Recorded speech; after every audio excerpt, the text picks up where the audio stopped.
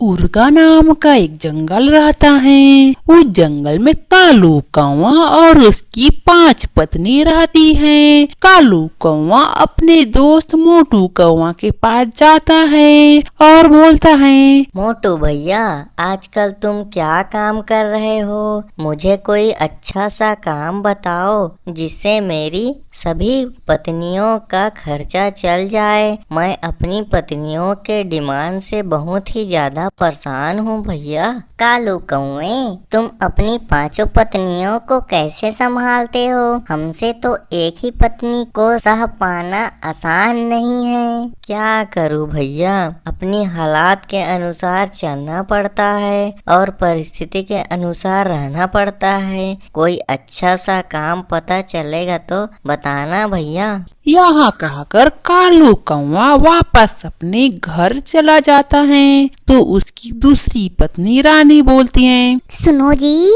आज घर में गेहूं और चावल खत्म हो चुकी हैं, तो आप दुकान से खरीद ले आना जी। मेरे लिए कुरकुरे लेकर आना जी, मुझे कुरकुरे खाने का मन है। मेरे लिए चिप्स और कुरकुरे लाना जी, मुझे बहुत पसंद है। सुनो जी, हम दोनों के लिए बम्बैया लाना, हम दोनों बम्बैया ही खाएंगे। हाँ जी, मैं सभी के लिए कुछ कुछ खाने के लिए लाऊंगा, लेकिन अभी उतने पैसे नहीं हैं जिससे सभी के लिए इतना सारा खाने को ला पाऊं। मैं कुछ समय बाद पैसे होगा उसके बाद लाऊंगा। कालू के यहाँ कहने पर उसकी सभी पत्नियां चुप होकर उदास हो जाती हैं। कालू कौवा उड़ते हुए जंगल की ओर चला जाता है। फिर गेहूं की खेत से गेहूं चोरी करके लाता है और अपनी पत्नी को देता है। कालू जी, आप हमारे चारों पत्नियों की एक भी नहीं सुनते हो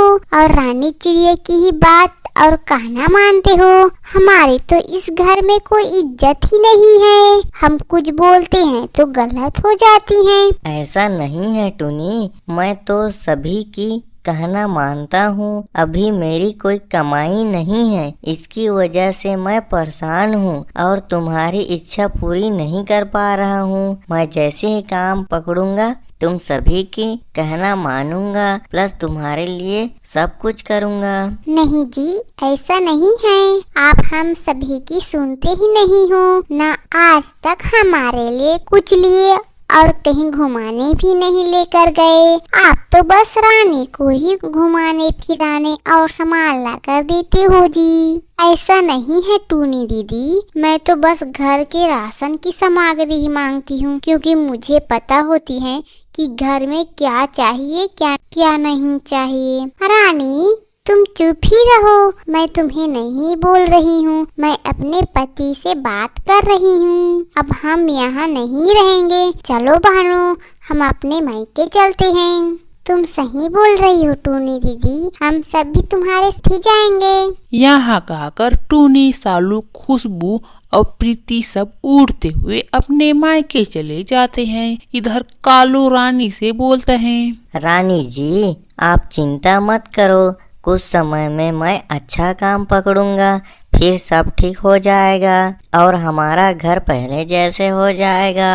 हाँ जी, मुझे आपसे पूरा भरोसा है, कुछ समय बाद सब ठीक हो जाएगी और सभी दीदी घर वापस आएगी और पहले जैसे मिलकर रहने लगेंगे। इसके बाद कालू काम पता करने के लिए कोरबा शहर की ओर चला जाता है और वहाँ एक इलेक्ट्रॉनिक दुकान में पहुँचता है और वहाँ काम पूछता है। तो वहाँ रामू कबूतर बोलता है, भैया, हमारे यहाँ तो काम है पर पंखे और कूलर बेचने का ही काम है। अगर तुम पंखे और कूलर बेच सकते हो तो बताओ। ठीक है भैया, मैं पंखे और कूलर बेच लूंगा। गांव-गांव में मेरा बहुत अच्छा पहचान है, बहुत अच्छी तरीके से बिक्री मैं कर लूंगा। फिर कालू कौवा वापस घर चला जाता है, रानी को काम लगने की सारी बातें बताता है। फिर अगले दिन काम करने चला जाता है। वहाँ घोड़े गाड़ी में पंखे और कूलर डालकर गांव-गांव में बेचने लगता है।